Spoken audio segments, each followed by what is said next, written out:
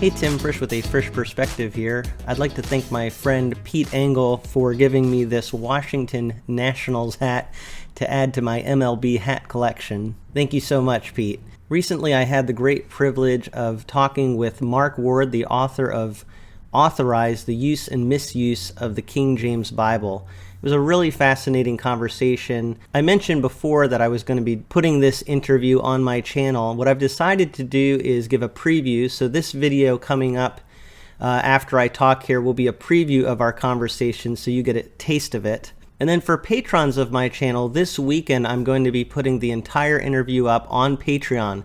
So if you are a Patreon supporter of A Frisch Perspective, you'll get to see the entire interview this weekend. And then next week I'll be putting the interview out in parts because next week is Thanksgiving, and so I will be away a little bit, taking some time off. So I will put that interview out in parts next week, later on in the week.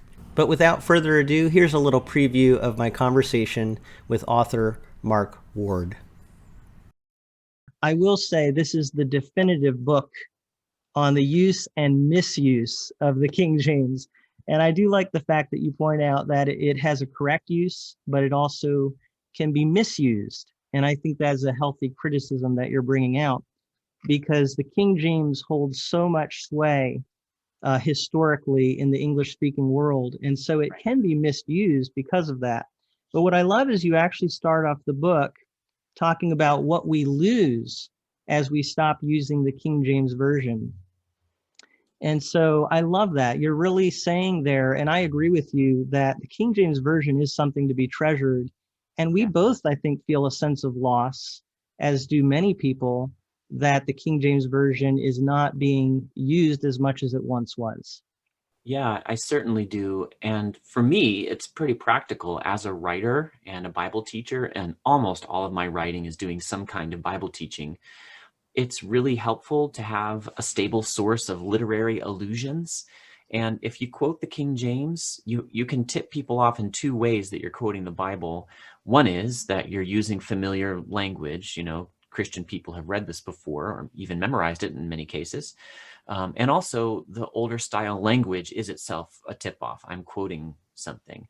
Very practically, that's handy for a writer like me. I miss that. And there are cultural values that the King James has brought.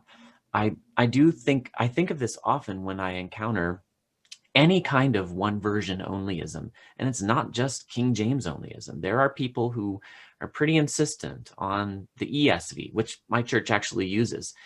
But I want to come to them and say, yeah, there are a lot of benefits to all of us using the same Bible translation. And I have my King James only brothers all the time tell me, well, I just think we need to have one common standard. And I say, yes, absolutely. I see the value of that. But that's a practical value, a prudential matter. The Bible itself doesn't actually say that we need to have one translation.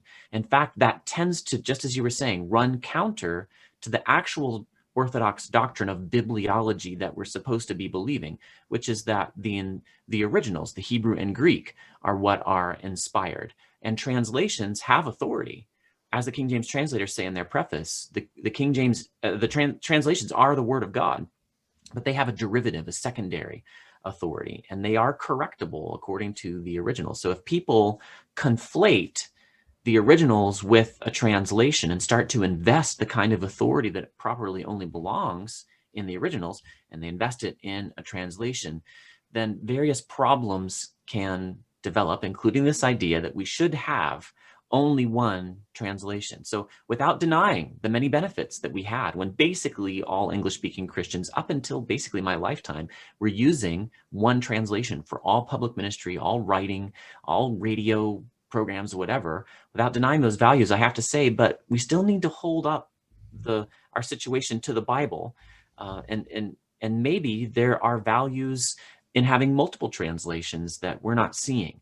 And that's where I go ultimately in the book. That's where I land the book. It takes a while to get there, of course. I had some people question me, are you really being sincere in saying that, we're losing these valuable things as the King James goes away? Aren't you just trying to throw the King James in the dumpster?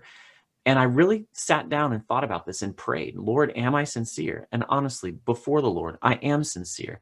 I love the King James Version. I love it more now that I've done this work than before, because I've been more acquainted with the skill with which the King James translators wrote.